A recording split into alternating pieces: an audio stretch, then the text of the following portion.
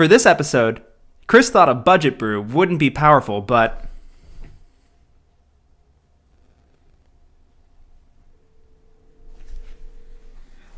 Who's calling me right now? Taylor? I just wanted to Kaalia your bluff. Can you hear that? Well, I can't wait to tell you what all the buzz is about.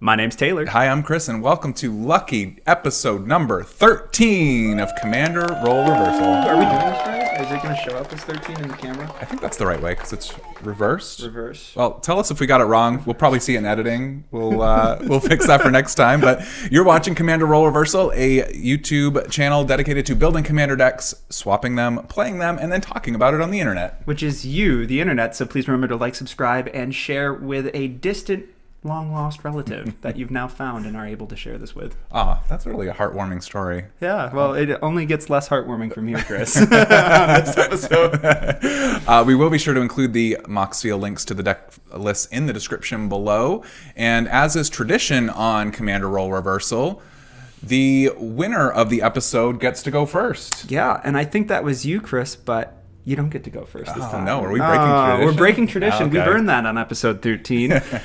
No, this episode goes out to a special fan who requested a deck. A budget brew specifically is what we ended up doing for Kaalia of the Vast, who is a one generic red, white, black legendary creature human cleric with flying that reads, whenever Kaalia of the Vast attacks an opponent, you may put an angel, demon, or dragon creature card from your hand onto the battlefield tapped and attacking that opponent. Kaalia is a 2/2. And Hurricane is a fan. This one goes out to you. Shout out to you, Hurricane. Thanks for the recommendation. This was a really fun build and a good restriction to go on. And if anybody else is interested in having a deck brewed, I would say just leave your request in the comments. We'll be sure to reach out and we will coordinate episodes in the future, just like this one. Hopefully it's evident at this point that we like building decks. Yeah. Yeah, no issue. It's going to be real awkward if it's not. But yeah, I think specifically the request was that we try to find a way to brew this deck without Kaalia getting hated off the battlefield, which I hear tends to happen from time to time. I can see why. Yeah, it's a very strong effect. Yeah, real powerful once it gets going. Well, I wouldn't have known this was a budget deck if you hadn't have told me and that we built it. But really strong cards, starting off with one of my favorite from this gameplay that we were able to do. It's Ishin, 2 Heavens is 1, which is red, white, and black for a legendary creature, human samurai, with the ability, if a creature attacking causes a triggered ability of a permanent you control to trigger, that ability triggers an additional time. Ishin is a 3/4. Are we just starting off with the Secret Commander? Is that how it goes? Also cool, I didn't know that he was a $2 or less card at the time. Yeah, which is pretty cool. Really cool budget card, very cool commander. I mean, we heard you like attack triggers. Yeah. Kaalia likes attack triggers. Yeah, so if I'm understanding correctly, this would just mean 2 dragon and or angels and or demons onto the battlefield for free. Yeah, I think, right, exactly. You Tapped get 2 the same opponent, I think. Yeah. True. But it really just it causes that attack ability, trigger ability to fire twice. What I like about this is that the curve for this really works nicely if you have it in an opening hand or you draw into it. You drop this as your 3-drop and then your 4-drop Kaalia is online. Then the trick is just getting her to survive long enough or giving her haste to be able to take advantage of that immediately. But maybe your turn 2 is a haste enabler. Yeah, that could be nice. God, did you have any of those in this deck? I think you did. I think there were 1 or 2, yeah. So I think that synergizes really well. And these creature types that are supported by Kaalia tend to have attacking triggers. Yeah. So it's a twofer there, which I appreciate. Yep, big attack triggers, enter the battlefield triggers. Yep. Yeah, they're big Timmy creatures, which... the names again, Chris. Who is Tim? Oh, no, not Tim, Timmy. Oh. Who is Tim? No. Well, backed by popular demand, we have Gormand, he's not back. He's just the first time we're talking about him. It's a 4 generic black for a creature demon with the text, as an additional cost to cast this spell, sacrifice a creature. He's flying, trample, and then when Gourmand enters the battlefield, each opponent sacrifices a creature. This is a 5/5 demon. What if I told you didn't have to cast Gourmand? And also, isn't that the name of a chef from a Disney movie? Gourmand from Ratatouille? Yeah, I think it's Ratatouille. Oh my gosh. You just wanted me to insert a Ratatouille clip like right here. Ratatouille? It's a peasant dish. Are you sure you want to serve this to Eagle? Copyright strike. You already pointed out the perfect reason to include this in a deck that can get around casting triggers because Kaalia isn't casting those creatures from their hand. She's cheating them onto the battlefield. Like just a good fair Magic player would do. Yeah, it feels really nice, especially when you don't have to sacrifice a creature and everybody else does. Your opponents still do. Yeah, that's true. It's a good time.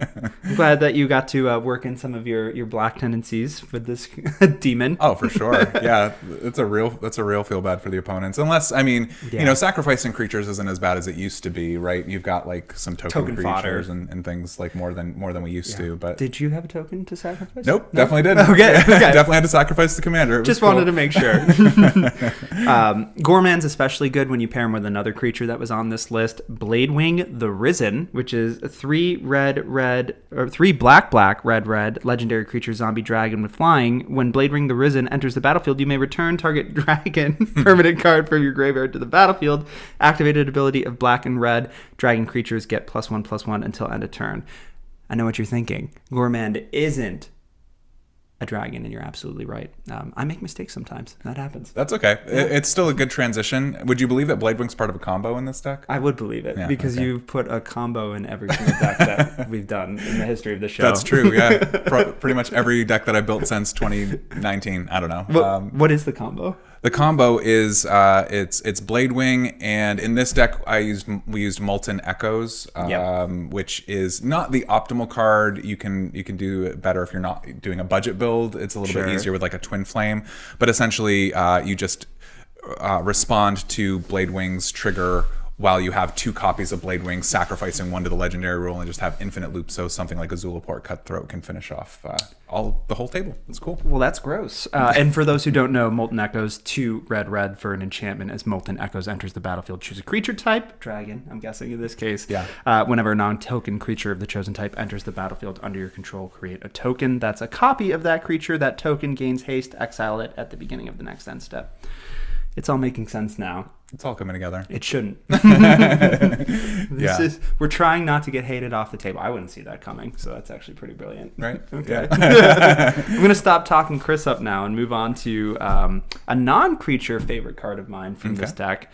Nahiri's Machinations, which is 1 and a white for an enchantment that reads, at the beginning of combat on your turn, target creature you control gains indestructible until end of turn. You can pay 1 and a red for Nahiri's Machinations to deal 1 damage to target blocking creature.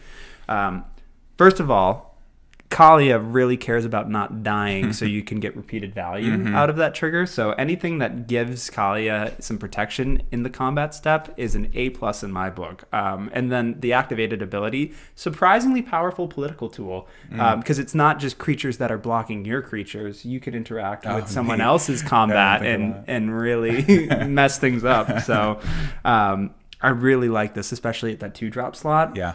That's some good real estate. Yeah, it is. Yeah, it's powerful for a 2-drop. It's definitely, it's not a card that I see a lot. I think it requires a certain kind of deck, like Kaalia is a perfect example because you are attacking. Like your deck's not doing the thing if you're not attacking with your commander. Yeah. So maybe like a Voltron or something that, when you don't have indestructible. But I didn't even think of that with just pinging down your opponent's creatures. They think it's going to survive and nope. Single 1 in a red. 1 red? Yeah, 1 in a red, yeah. That does make me a little sad that it has that red in the ability because I would love this in my mono white builds. Oh, Nahiri. She went Boros a long time ago. Yeah, she's got some other problems besides going Boros, let me tell you. But let's soar in over to another topic. That was terrible. Liliana's Contract, which is 3 black for an enchantment. When Liliana's Contract enters the battlefield, you draw 4 cards. Awesome. And you lose 4 life. Still pretty awesome. At the beginning of your upkeep, if you control 4 or more demons with different names, you win the game. One, I like drawing cards. I love drawing cards, especially when I only have to lose 4 life to do it. 4 is a lot. It's a good rate, 5 for 4, right? 5 for 4, yeah. And also, I love that you were able to put in an alternate win con in a traditionally beat face deck. So that's really cool. And I did not know that this was a budget card. So twofer. Yeah, pretty cool. I mean, I think like, you know, getting four demons, you have to be a pretty dedicated demon deck, which this deck is not. Unless you have some way to make all of your creatures demons, that might be a possibility too. Something like a Wombo number 5 with Mirror Entity, which is 2 and a white for creature shapeshifter with Changeling, every creature type, and then a pay X until end of turn. Creatures you control have base power and toughness excess and gain all creature types. Mirror Entity is a 1/1. That's how you win the game with that. I think. That is, that's exactly. Just respond to the Liliana's contract trigger with X equals just whatever. 1 is fine. I think that part of the text on Mirror Entity is sometimes maybe underrated, at least for I might underrate that, is what I mean. I always think about Mirror Entity as a great way to pump the team, you know, when you need to, but being able to get all the tribal synergies that you need to, that's like a pretty powerful part of the card that I hadn't really evaluated as highly as I did. I think before. one of my favorite things to that point about kind of that second piece of text on it, one of the coolest things I've seen someone do with that, apart from winning with this by turning everything into demons, someone in a game that I was playing cast the adventure from Eldraine, the destroy all non-giant creatures, and so they just activated in response to make all of their creatures giants. So they didn't lose any of their creatures, which was really funny. It's a tall order, but they made it happen. Oh yeah. Especially because there was a Lucky Clover online, so it happened twice. Only it didn't happen twice, but you can't really board wipe twice. I mean, you can. It's not even a blink and you miss it. It's like you rub your eyes and they're still there. So that was fun. Cool. I do appreciate that Mirror Entity also, if you don't quite have those 4 creatures to turn into those 4 individually named demons, you do have some options like using Karn Silver Golem, which is a 5 generic legendary artifact creature golem. Whenever Karn Silver Golem blocks or becomes blocked, it gets -4/+4 until end of turn with a pay 1 activated ability of target non-creature artifact becomes an artifact creature with power and toughness each equal to its mana value until end of turn. Karn is a 4/4. This card goes in every deck. It does go in every deck. I think it makes sense in this deck because you've got 11 pieces of ramp in your deck list. So sounds right. 11 potentially more creatures to turn into demons with Mirror Entity and Liliana's contract. That jank synergy. On the board. Is that an oxymoron? No. Jank synergy? Yeah. Jankergy. Jankergy. Synerjank. Yikes. Well, on that note, Chris, tell me about your deck. Oh, man. I would love to tell you what all the buzz is about with Zabaz, the Glimmerwasp, legendary artifact creature insect for 1 generic mana. With modular 1, if a modular triggered ability would put 1 or more +1/+1 counters on a creature you control, that many +1/+1/+1 counters are put on it instead. And it also has 2 activated abilities: pay red, destroy target artifact you control, or pay white, Zabaz the Glimmerwasp gains flying until the end of turn. Starts as a 0/0. Not the easiest card to read out loud. No, but my favorite commander from Modern Horizons 2. That's cool. Yeah. Who doesn't love the 1 mana commanders, right? Turn 1, commanders online. Let's go. Cool color identity too. Yeah. It had introduced me to an archetype that I wasn't really familiar with, which was modular. Yeah, I'd love to see more modular, more and more. That's one that I think.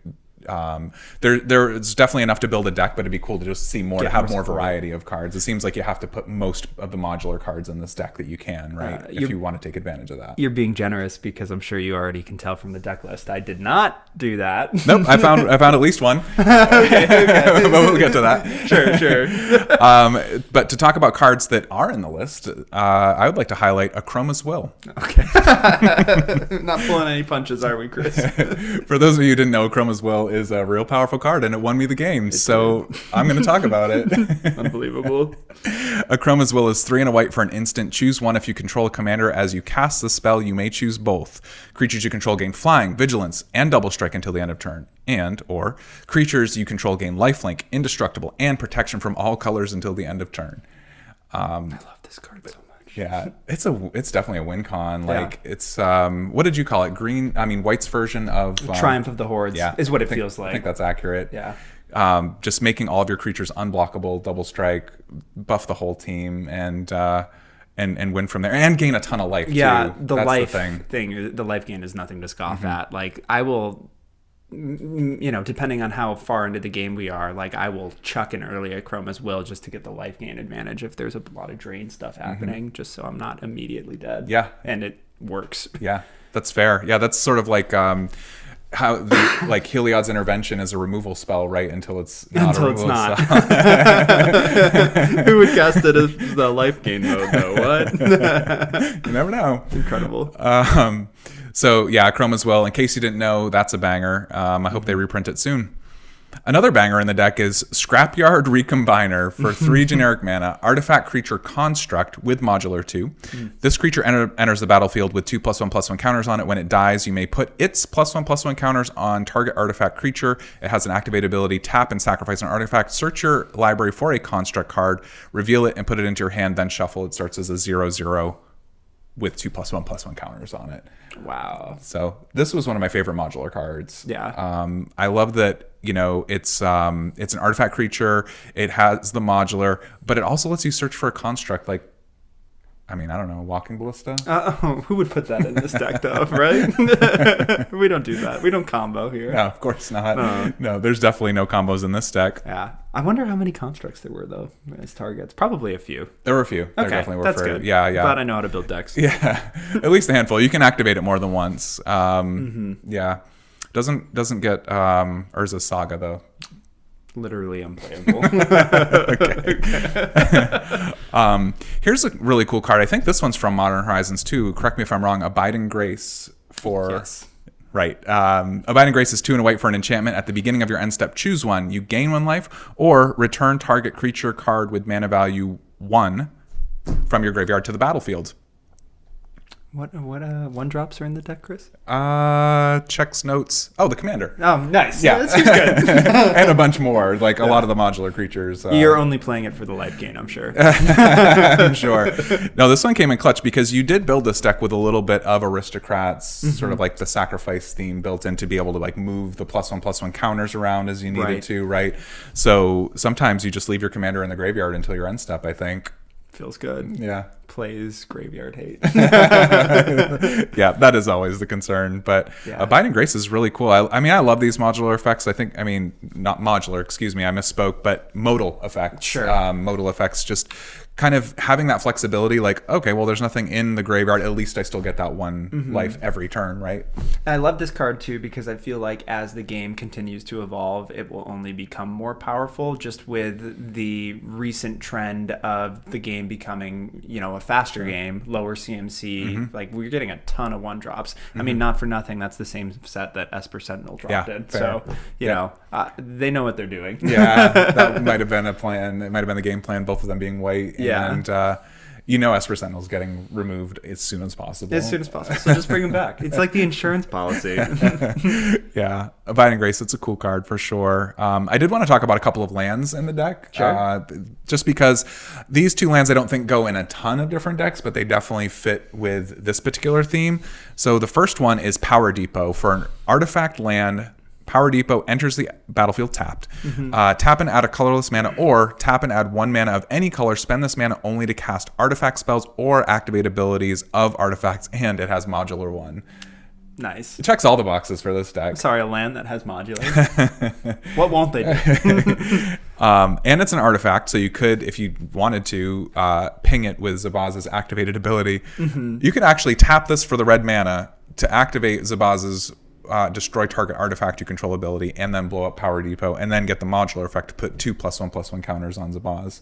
that value. That seems pretty good. Yeah, I'll take that off of a land. Yeah, that's stacks. That's some like fun like land tap dancing that you're doing over there. Yeah, that seems cool. And if you have ways to bring your lands back or bring artifacts back, yeah, I mean, which you would, I think, in this deck, at least some ability to do that, to do it all over again and keep getting the value. I mean, it certainly is kind of a Voltron style commander. I was definitely getting a lot of commander damage, but there's also like the sacrificing that goes along with it too. I figured right? you would like that. Yeah, pretty cool.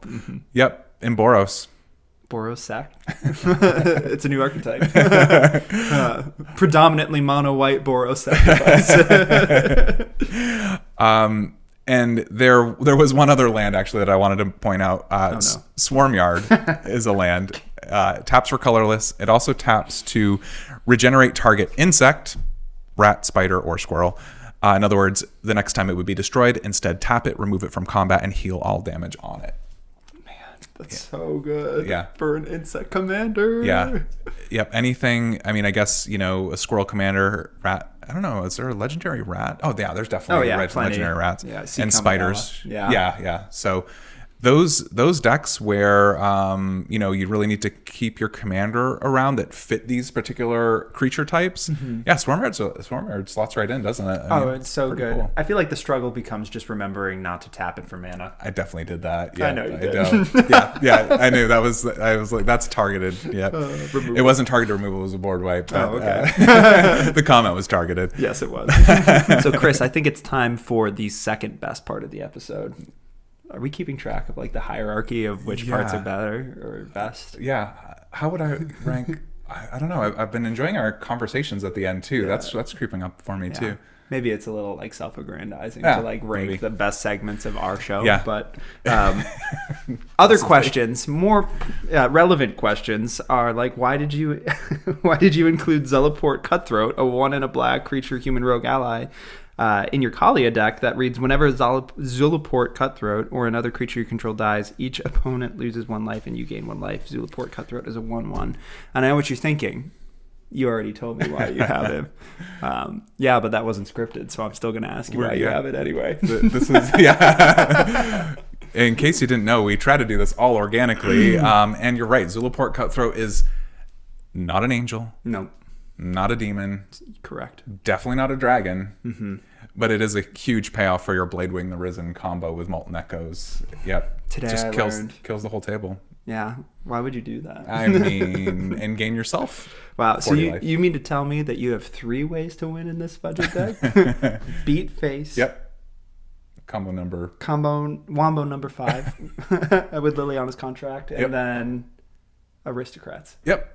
I'm unsatisfied. Yeah. 3 different ways to win. And 1 guaranteed way to lose your friends. Ching. Yeah, no, that's our guarantee. Yeah. We really got to rework on our strategy here. I don't know how sustainable that is for the growth of our channel. Yeah, please tell your friends about our show. We love them too. So moving away from degenerate, great includes, I have another one that was a little questionable. All right. Angelic Arbiter, which is 5 generic white for a creature an angel, so that does make sense with flying. Each opponent who casts a spell this turn can't attack with creatures. Each opponent who attacked with a creature this turn can't cast spells. This is a 5/6. So I think it does make sense as just a powerful, like strong angel to kind of just slam, windmill slam. I wasn't sure if this include was something that I guess you were hesitant about on the, brewing stage of it because... your deck cares about attacking. So, are you breaking parity, I guess? Are you breaking parity enough? Yeah, it's a great question. I think sometimes you're not, and you kind of have to evaluate that. Sometimes the card is less good in the deck, but I think it is a powerful card. And not just in an Angel tribal deck. Sure. I think it goes better in other strategies, like non-tribal strategies, because it is kind of more of a stacks piece, right? It's one where, like, if you're playing a goad deck that has white, for example, well, your opponents have to attack, which means they can't cast spells. Or if they cast spells, then they can't attack, and it's not a very good goad deck. So maybe I'll walk that example back, but I think you get the idea. With this one, the reason that I decided to go with it is, and it again, it may work out in the long run, but the you don't have to cast your creatures. That's true. In Kaalia, you're just windmill slamming them on the attack step. So if you just go to attacks, you're going to get another creature onto the battlefield. That's fair. It's breaking parity until Kaalia gets removed. Yeah, that's true. So just don't let Kaalia get removed. And you're fine. It's easy. Yeah, it's easy. Why didn't I think of that? Okay, no, that makes sense. I also just wanted to call out that you included a really powerful stack piece. Yeah, it's a powerful card. Yeah, thanks, man. Nice. What about you? What's really buzzing around in your brain as a questionable card? Well, there were a few that burrowed their way into this. Gross. Yeah, I know. That is a little graphic. I Sorry. hate that. I was going to say into the outline, they're embedded here. No? Not helping. Not helping. Yeah, that's real weird. So I'm just going to move on and ask you about Heliod Suncrown. 2 and a white for legendary enchantment creature god with indestructible. As long as your devotion to white is less than 5, Heliod is not a creature. Whenever you gain life, put a +1/+1 counter on target creature or enchantment you control. Pay 1 and a white. Another target creature gains lifelink until end of turn. It's a 5/5. I really appreciate that this segment has devolved into us calling each other's combos out. Because I feel attacked. Yeah. I thought you said there weren't any combos in this deck. Well, you thought wrong. Or I said wrong. I lied. No, I mean, you already kind of pointed it out earlier with the Scrapyard Recombiner tutoring for the Walking Ballista, and then Heliod famously or infamously, I think it's a CEDH combo. It is, for sure. Yeah. You can just play Heliod with Walking Ballista and just win. And then win. Yeah, win the game because you give it lifelink essentially, and then as soon as it's taking a +1/+1 counter off to deal damage, it's getting that back. So it's infinite damage is the way that loop works. Yeah, I think. It's like a machine gun. Yeah. It also gains you life. It's pretty cool. Yeah, I love that. Yeah, see? It's all fun. It's all fun in games. I will say you do need, unless you have something that cheats like... No, because even if you had an Anthem so you could cast it for 0 and still have it come in, you need a way to get a +1/+1 counter on it. So you do need at least 2 mana to cast the Walking Ballista, get the +1/+1 counter, then you need 3 for the Heliod, and then 2 more for the lifelink. I think you have to start with 2 counters on... Oh, otherwise it'll just die? Yeah, because you have to remove it as part of the activated ability. But yeah, you're right. So it's a 3 mana Heliod, a 4 mana Walking Ballista, and then 2 mana when you're ready to go infinite. 9 mana. 9 mana combo. That seems fair. Yeah, and white, it's... Yeah. Who's ramping that much? It's a late game play. Yeah, no, I'm glad you pointed it out, though, because, I think there are some other effects there. There was a Javeliner in the deck that also had a similar effect. Doesn't go infinite, but just another way to kind of get the +1/+1 counter value. Yeah, I think you had Triskelion as well. Triskelion too. Yeah. So they're okay. Yeah. All right, this is a combo deck. Wait a minute. I was playing it wrong. Moving along, Chris.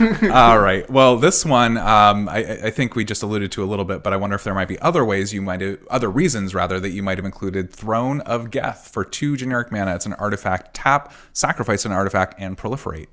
Oh yeah. So what are we doing here? I just want everything to have +1/+1 counters. Yeah. It turns out at a commander that cares about modular, that's already getting additional +1/+1 counters from the triggered modular effects, being able to then just increase that value by proliferating the already, modular creatures before they're blown up. It just means that I wanted to make the Voltron strategy a little bit more reliable. Sure. Because he starts as a 1-drop, so you wouldn't necessarily expect him to be a viable 1-drop or a viable Voltron commander. Yeah. So it does take some setup. But Throne of Geth is awesome. I mean, it's great I feel like the joke is that the throne is better than actual Geth, depending on the deck. And I feel like that's the case in this, because there are plenty of tokens to sacrifice to eventually for fodder. I mean, you're making Smother and Tithe Treasures, Academy Manufactor, I think was in there. And right. Then, you'll have the fodder for the proliferation. Yeah, nice. And it is a little bit of aristocrats, as we established. So you are trying to get your artifacts dead. So it's a good outlet, at least for one activation. And also Infect. Okay. Reading Who put here. Infect in this deck? We were so close. We were so close to getting through this segment without incident. Imagine adding Infect to one of your creatures with a Chroma's Will. Are you just setting up the audience for the context as to how you took 2 players out in one swing? One swing. Okay. Double Alpha Strike. Save it for the gameplay experience, buddy. Definitely getting ahead of myself here. let's talk about suggestions. Let's move on to the best part of the episode. My favorite part. Agreed. They're all my favorite part. What's your favorite part? Please let us know. Yeah, only favorites. We take any feedback, though, honestly. No, we do. Yeah, for sure. Seriously. We're only trying to get better, and hopefully you can tell that if you've seen our other episodes. So yeah, keep us honest, if you will. Keep getting better, not necessarily the quality of the jokes. Moving on. That's all relative. That is all relative. Yeah, sometimes the bad jokes, I don't know, I like them. Relatives, not Jan Jansen, crazy uncle. All right. So Chris, we know Mirror Entity is the go-to way to get the easy win con with Liliana. But what if I told you there was a non-creature way to do it? Ooh, I would love to hear what that might be. Shields of Velis Veil, which is a white, it's a 1-drop, tribal instant shapeshifter with changeling. This creature is every creature type.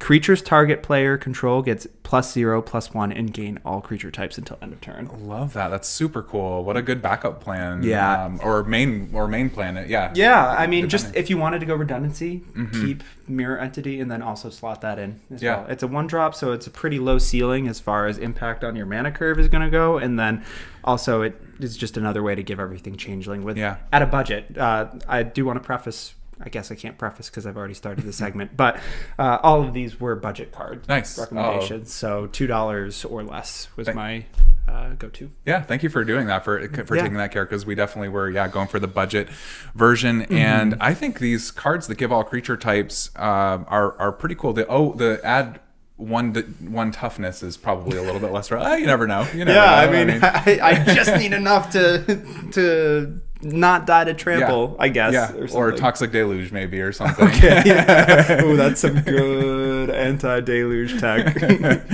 Incredible. Yeah. Touché, sir.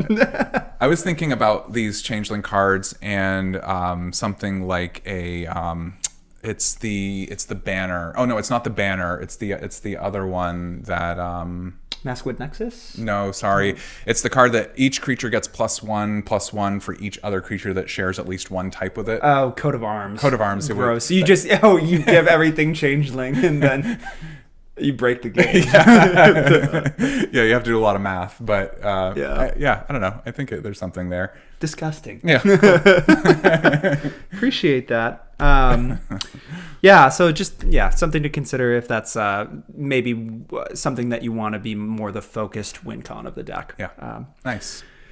Speaking of win cons, how do we get the enchantments? Now, I know that this is primarily a creature deck, but if you can or you want to make that the priority win con, I did find an enchantment tutor that was also budget. Cool. Plea for Guidance, which is 5 and a white, sorcery. Search your library for up to 2 enchantment cards, reveal them, put them into your hand, then shuffle. Nice. It's kind of the older brother to Idyllic Tutor. Yeah. It was from Born of the Gods, that Theros set. And then Idyllic Tutor came out and Return to Theros, which is 3-drop, return or search out 1 enchantment. So it makes sense that this one is cheaper. I learned today that Idyllic Tutor is not a budget card, by the way. Really? Wow. Yeah, Okay. It's like up to $6. It's crazy at the time of recording. So this, it is more expensive, a 6 mana drop. I think the idea was you're not necessarily going to be using all of the mana to cast your creatures, so it might make a little sense to justify having like a more expensive sorcery in this case in the deck, especially if it's tutoring up your win cons. So in this case, you can grab Molten Echoes and Liliada's Contract. Right, and then your opponents won't know which one you're going for necessarily. Yeah. Or they'll know that they need to blow up 2 of them. It is like a higher costed card, but I do like that it gets 2 cards because it's like draw 2 specific cards from your deck. Yeah.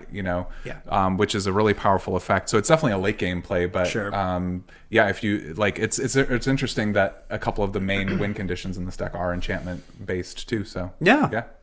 Way to go. I kind of know what I'm talking about sometimes. Alternatively, I did note on the outline that you could change up the mana base into a snow base, a snow mana base, and then Search for Glory is budget. Nice. Search for Glory is 2 and a white snow sorcery. Search your library for a snow permanent card, a legendary card, or a saga card. Reveal it, put it into your hand, shuffle. You gain 1 life for each snow mana spent to cast the spell. So you don't even necessarily need to get need to have a snow mana base for this card. The idea here is it's not necessarily going to be tutoring up your enchantment win cons, but if you did want to go for more, or actually, if you did want to keep the same win con, but you wanted to tutor up the Blade Wing. Blade Wing is legendary. It's legendary. You can use this to, search for that spell that you're going to cheat onto the field. Are the enchantments legendary? Is Liliana's contract? They're not. They're right. not. So this would be maybe a different direction to go if you can't justify going the 6 mana tutor, 3 mana, and then if you have the snow mana base, it's gravy, and it also acts as a white ramp card. It still gets one of the combo pieces. Exactly. Right? Yeah. Yep. And I would probably suggest having at least one of each snow mana, snow land in the deck just in case. Yeah. Because maybe you do just want to ramp with it, or make your land. Or need 3 life to stay alive. Sometimes it gets close. Yeah, so that was kind of a twofer, funny enough. Plea for guidance and search for glory. Moving on to a couple more suggestions. Dragon's Disciple, going to AFR, the original Dungeons and Dragons set. Nice. It's 1 and a white for a creature, human, monk. As Dragon's Disciple enters the battlefield, you may reveal a dragon card from your hand. If you do, or if you control a dragon, Dragon's Disciple enters the battlefield with a +1/+1 counter on it. But that's not why we would consider this. More so, it's dragons you control have Ward 1. Oh, nice. So it's a 2 mana drop, and if you're in a budget deck, some of the protection spells can get a little bit pricier. This is just a small body that gives Ward 1, which is not insignificant. Yeah, Ward 1 doesn't let your opponents play efficiently, right? Which it definitely can be relevant. And I think if you would probably want to have a high concentration of dragons too, that would be like the dragon version too. Sure. If you went more specifically for the dragon build of this, or if you just want to give an extra layer of protection to Blade Ring for your combo. Nice. So.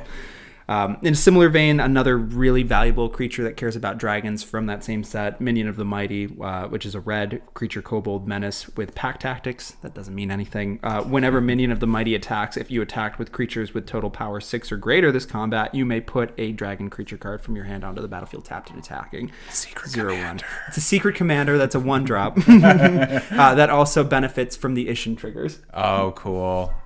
Yep. Nice. True secret commander. Really does also, to Chris's point, make more sense if you have a higher density of the dragon creatures. Yeah. So just something to consider. Yeah, it's a specific build, but that is a that is a really cool secret commander. Yeah. And a 1-drop. Wow. Last suggestion I have for this episode, also sticking to kind of more of the dragon side of things. Dragon's Fire, which is 1 and a red for an instant. As an additional cost to cast this spell, you may reveal a dragon card from your hand or choose a dragon you control. Dragon's Fire deals 3 damage to target creature or planeswalker. If you revealed a dragon card or chose a dragon as you cast the spell, Dragon's Fire deals damage equal to the power of that card or creature instead. Oh, yeah. So it's a 2 mana instant. If you have a lot of big, scary dragons, it's never going to be just a 3 damage to creature or planeswalker. Ideally, it's going to be a nuke for whatever problem creature you need it to be. Yeah.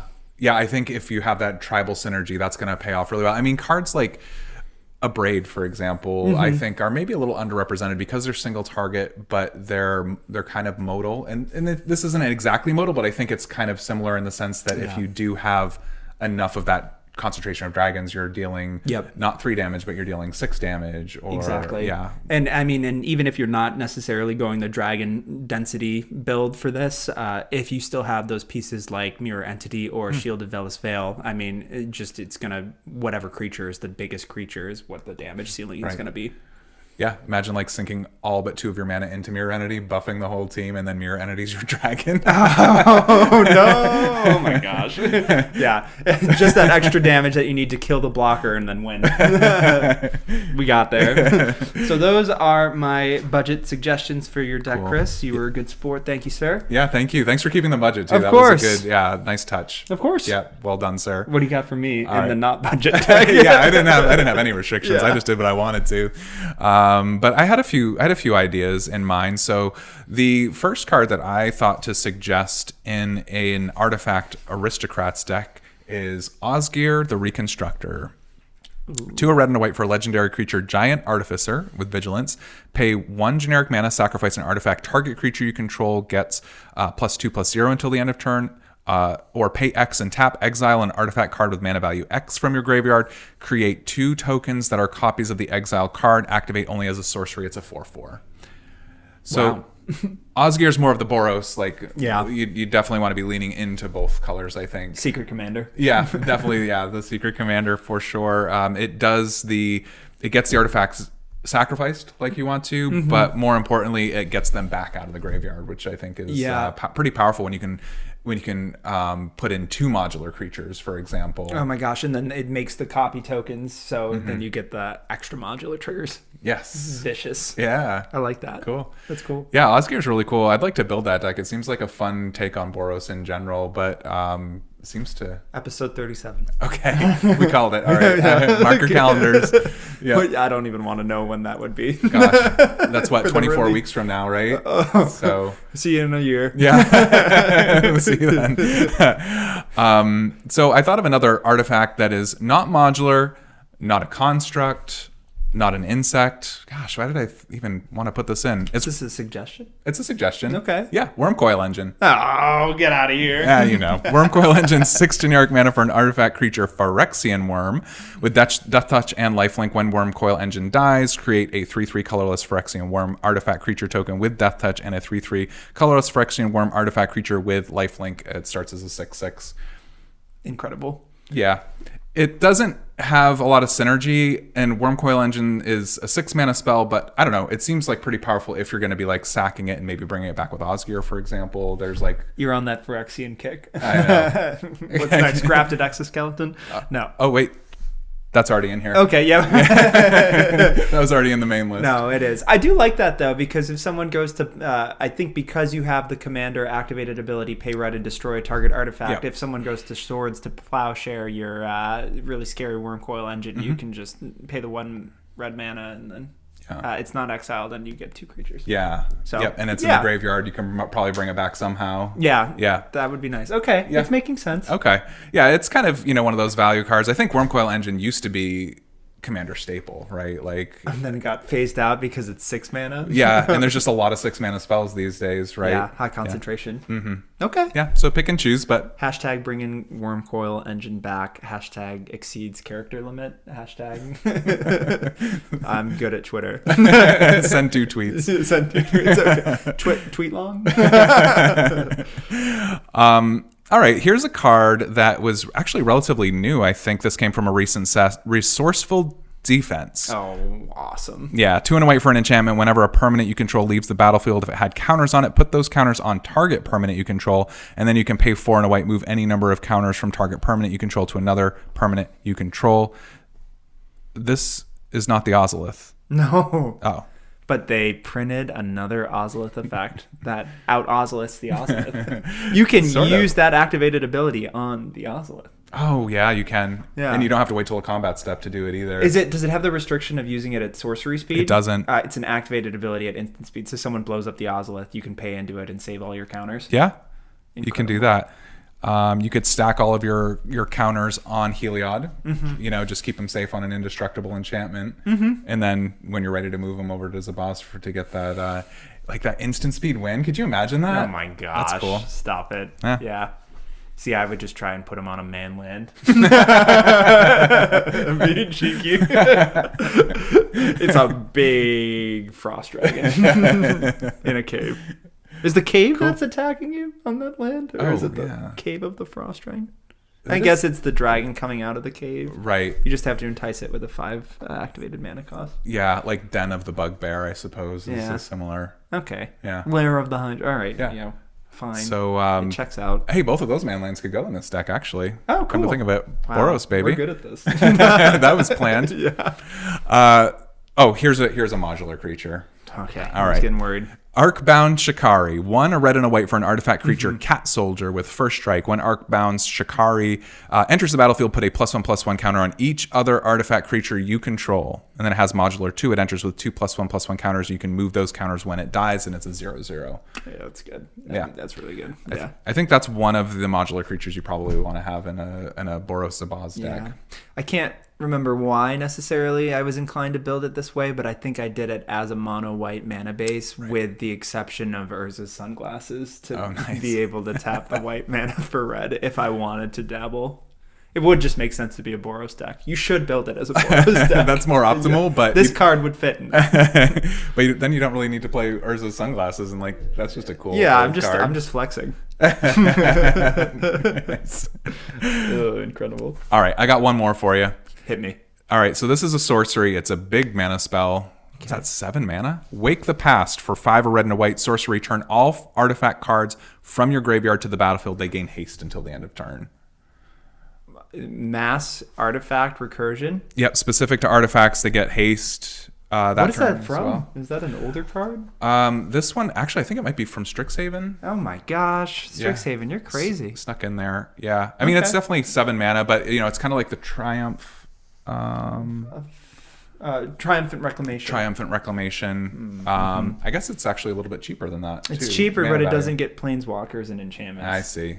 So, yeah, don't put that in, or do put this in your artifact deck. Yes, I guess. That's that the makes idea. Sense. Yeah. All right, those are the suggestions I had. And that's all, folks. Thanks for tuning in. We got a little bit more for you. I think we can talk about the games. Yeah, I guess we can talk about when you bullied me. Yeah, no need for a preamble. I won some games. Yeah, you did. And specifically with Infect. Yeah. Okay. And Insects. Do you feel like a man? And when you pushed me around. And it was kind of a come from behind, right? Yeah. Yeah. Nobody else saw it coming. No. That's the power of a Chroma's Will, though. Honestly, that card is so powerful. No. It kind of felt like you were cosplaying as like a killer hornet, or what was it, like the 2020? There was those crazy hornets that came in from somewhere across the ocean. Yeah, I never saw any of those hornets, thankfully. Yeah, thanks. Hopefully all of you are out there are safe too. From the murder hornets. There we go. Dubbed the Murder Hornet for its powerful sting and the way it decapitates its prey. Wow, Even I just name. traveled back in time to a terrible point in history. Shudders. Okay. Anyway, we're here to escape from problems and talk about a card game. Like other insects, such as Zabaz the Glimmerwasp. There we go. Not a hornet. Wisp. Okay. Nice, dude. Yeah, and what do you think though? How did Kaalia play for you on a budget? Did you notice any power discrepancies with the rest of the decks? No. I thought it actually it was hanging very well with Zabaz, and then there was another deck at the table that was pretty popping Powerful. off. Alondo was there, the Seer. And it held its own. I mean, I was able to kind of subvert expectations in one of the games and go for the hard cast of Bladewing the Risen after discarding like a dragon. Or no, I think I discarded my... Terror of Mount Valus, right? Yep. And then when that enters the battlefield, it gave double strike. So that was a way that I kind of tried to subvert the cast Kaalia first and then get her removed. I figured that I would kind of play around that in anticipation, get some big threats out first and then cast Kaalia. And that worked for me. I was able to get some triggers. I don't think she was removed more than once in the games we played. So that could definitely be a strategy too, right? I mean, depending on the board state, if you're feeling like you're not at an advantage or you don't want to get targeted, you could just slow play it a little bit, right? Yeah. And especially I say slow play, but I mean not cheating the mana early in the game is what I mean by that. Yeah, and I don't think that you're at too much of a disadvantage, because if that means that your commander is sticking around, then it's no longer slow play when you're cheating out all of those creatures that you have in your hand. And then also I like that line of play, because goodness forbid something happens to Kaalia, you still have the mana to easily recast her at that point because you're hard casting all your big threats. And then worst case, Kaalia is removed from the equation, you still have enough mana to play your spells. So that was just one way that I went about it. But that was actually what I wanted to ask you about, playing this deck and just Kaalia at all, because I know that her reputation kind of precedes her a little bit. What do you think the best way to play her is if you are anticipating that she will be removed? Do you double down on a ramp strategy? Do you go for equipment protection? Or do you go for interaction? Yeah, I definitely think the equipment protection is powerful in this deck. Okay. You know, Lightning Greaves is a powerful Magic card, not a budget card anymore. Swiftfoot Boots might be around the $2 mark, but either of them is going to be good. And you know, I think that sometimes, like, they're great cards, don't get me wrong. Sometimes they're overplayed. I don't think every commander deck needs those artifact protection spells, but the ones that want to be attacking and are also getting benefit from the haste as well, I think those are particularly good in this deck. And then, yeah, but you're right. It's tough. Like, you can't pay that much commander tax in a Mardu deck. Right, because you've got other more important things that you're casting, like your contracts to win the game and setting up for that, or your Deathwing rise loops. Yeah. Bladewing? Bladewing. Yeah, Bladewing. Different game. So I know that we've established at this point that Molten Echoes was a combo engine in this deck, but it's kind of funny that you highlighted that card because I wanted to address it in this segment because I feel like in a deck that cares about multiple tribes, at least my question before I knew about the combo is, what is the optimal creature type to name in a Kaalia deck? I guess specifically this one, combo aside. Yeah. It's an interesting question because even though the combo is with dragons, and unless you don't have any way to get to this combo, dragons is not the optimal thing to name with Molten Echoes. Just thinking about the concentration of creatures, it would actually be angels. There are a lot of angels printed. They tend to be a little bit cheaper, so that's what made like more the majority of the deck list, which I think Molten Echoes is probably best in a single creature type of tribal deck. But it was just the budget version of like how to get there with Bladewing. I mean, I guess I think not knowing about the Bladewing combo, the way that I would play it is I would name whatever the highest quantity of card types that I had in my hand was. Yeah, good call. And then that way, like, you know, hey, I don't know if this jank would work, but like imagine if I did demons. And then at least had 3 different bodies and then cast it to get the 4th with the Molten Echoes trigger because it's 2, and then I guess that wouldn't they work have to be because different names. Yeah, that's the trick. Okay, to the so contract. it doesn't work in that way. But I do agree with like whatever's in your hand. That's the known. That's what you like. I think that's a smart strategy. Like you have no way of knowing what you're going to draw into unless you do, and then that's a whole other conversation. But yeah, best to play it safe. Probably best to just upgrade it to Twin Flame. In this particular deck, that would probably be my first upgrade. Gotcha. Twin Flame is 1 in a red to make a copy of a creature on the battlefield. Oh, that's a cool fact. Yeah, it's like $6 or $7 card, so it's not too cool. It's not too expensive, but maybe one of the first cards you add if that's the way you're going. I think so. Cool, and that still works with the Bladewing combo. Yeah, it works better. Okay, it's just more mana efficient. Yeah, it just does it like on the spot. You don't have to set it up or anything. Yeah, sorcery speed, but yeah. I've seen crazy things in Magic. Throwing it back to you though. All right. I love that this commander has modular. Like I said, Zabaz is a cool design. I hadn't seen the modular mechanic before that card was spoiled way back in Modern Horizons 2 20 years ago. But I wonder, I feel like I ask this question anytime there's like a niche mechanic that a commander is like clearly meant to be the signpost commander for. Yep. Is it a trap to build it as that mechanic commander? So I guess all that to say, like, would Zabaz make more sense as a commander if you scrapped the modular aspect of it and then just made it like, I don't even know what you would make it like. I guess just more of a dedicated Voltron like artifact affinity deck, I guess. But because I mean, there is the destroy artifact, 1 red mana to destroy an artifact on a 1-drop. That's pretty powerful, right? Like if you're wanting your artifacts to be in the graveyard, that's a pretty inexpensive way to do that repeatedly, right? Like for as much red mana as you have. I do think though that it's kind of I hesitate to say it, but kind of a niche mechanic. Yeah, you know, niche in the sense that there's just not a ton of support, but it's also very specific. Like it really wants to be doing the modular dance, right? Like that land was made for it. Power Depot. Yeah. So I guess it would be interesting to kind of see a different take, like a non-modular take on it. You're kind of missing, you know, you're not accounting for like the first half of the text on the card. I think that it's doable, but I also think that some commanders just tell you the strategy that they are meant for. Yeah, That's a good point. I feel like the other way that I would try approaching it, just based on this conversation, like, and actually you had said that going back to the mirror entity, like people often overlook the second line of text where it's like everything has all creature types. Like in this case, the activated ability where it's like pay red and sacrifice, I think it's destroy creature or artifact you control. Yep. Right. So I feel like a fun way to subvert expectations with this would make it more of a Boros theft deck where you are stealing opponents' creatures, turning them into artifacts or whatever, and then destroying their artifacts. And then that's the way that you could remove it. You're still winning with combat damage, I guess, but like that's, I guess, if you wanted to lean into the red aspects, like Claim the Firstborn or the active treason effects. Yeah. It could definitely work that way. I guess you would want to have something that, I mean, I guess liquid metal torque would be the single target way to do that, the easiest way. But liquid metal coating is another way.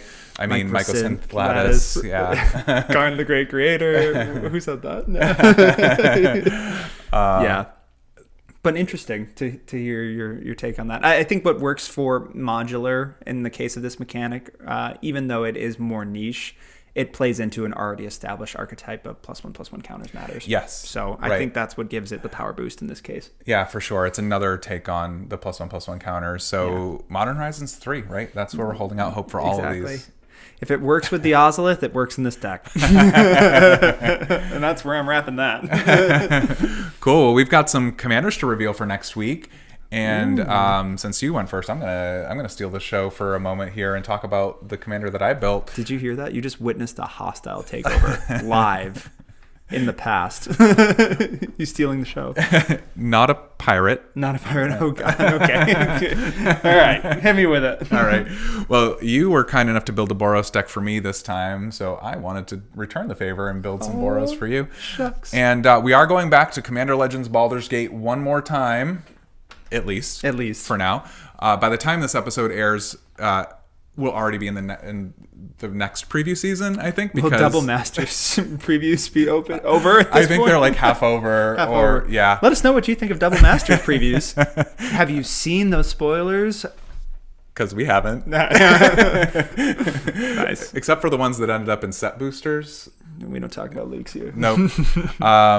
Although Conspiracy Hat. Nope, let's dive in. All right. It was like, I don't know that commander. No, this one's actually pretty noble. No conspiracies here. We've got Duke Ulder, Raven Guard. 4, a red and a white for a legendary creature, human, noble, soldier. At the beginning of combat on your turn, another target creature you control gains haste and myriad until the end of turn. Myriad is whenever that creature attacks for each opponent other than the defending player, you may create a token that's a copy of that creature that's tapped and attacking that player or planeswalker they control. Exile the tokens at the end of combat. It's a 5/5.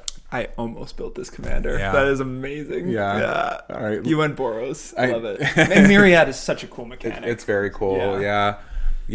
I think that Myriad, obviously you want to focus on ETBs, being able to attack and get things through. I mean, Boros doing Boros things, but I think the ETBs can be especially powerful in Myriad, right? Imagine extra combats. Oh, imagine. What would that be like? Myriad on Myriad. That's like Myriad. That's a big number. I don't know. Anointed Procession. Well, for 10,000 ways to get your attacks through, so obviously you're going to have a lot of ETB creatures, but I wanted to figure out ways to get your attacks through with Frontier Warmonger. 3 and a red for a creature, human, warrior. Whenever one or more creatures attack one of your opponents or a planeswalker they control, those creatures gain Menace or Menace until the end of turn. It's a 4/4. Menace, of course, how the kids are referring to That's it. I love this card, Frontier Warmonger. Yeah. It's really, really cool. I used to have it in a deck, and I think this is a good way to... Because your Myriad tokens are going to get Menace too, right? Oh, incredible. Or will they, because it's an attack trigger? Oh, it's an attack trigger. So those won't have Menace, but the one attacking that you care about will. Yeah. So that's just how to get your attacks through more safely. Yeah. I think which is relevant in any attacking deck. Yeah. So even if you don't get to double dip on that Myriad trigger. Shucks. Nah, next time. All right. Well, I'll look forward to sharing that with you, but I'm super excited to know what Commander Legends Baldur's Gate commander you have. You say that. I was thinking it's been at least 8 episodes since I've had a really good Stacks deck. It's coming back. It's coming back. It was only a matter of time. It was. We all saw it coming. Out of time? It's funny you say that. No. Was that the feature card? No. Okay. You should just assume that's in there. No. I did want to go back to my mono white roots, and more specifically my mono white roots exploring more of the background shenanigans. Cool. So, yeah, we talked a little bit about that. Yeah, for this deck, I ended up building Rasad in Bashir, which is 2 generic and a white for a legendary creature, Human Monk, that reads, each creature you control assigns combat damage equal to its toughness rather than its power. Nice. Whenever Rasad in Bashir attacks, if you have the initiative, double the toughness of each creature you control until end of turn. That's neat. Pretty cool. Yeah. Yeah, and then it's choose a background, and Rasad is a 0/3. Rasad is a 3/3. Yeah, don't let that fool you. Yeah. Don't let that 0 fool you. Yeah. That's cool. It's like Arcades, but mono white and Yeah. takes the initiative. Yeah, well, so I wish the commander took the initiative Right, you have to itself. figure It that doesn't. out. Yeah, which I did figure out in the brew. We'll get there. Nice.